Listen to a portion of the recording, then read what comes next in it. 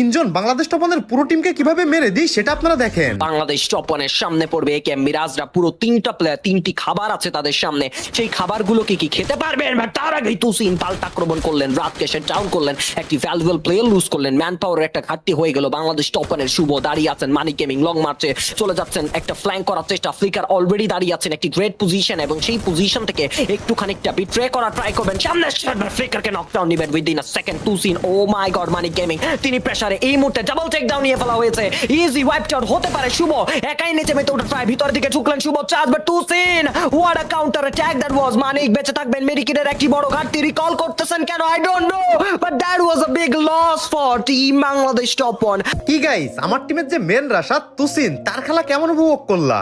হয়তো তোমরা অনেকেই তুসিনকে চেনো না, কিন্তু সে বাংলাদেশের টপ রাশাদদের মধ্যে থাকার যোগ্যতা রাখে। আর আমরা ইনশাআল্লাহ রোড টু গ্লোরিতে আমাদের ফ্রেম দিয়ে নয়, গেম প্লে দিয়ে দেখিয়ে দিব আমরা কি করতে পারি কিনা পারি।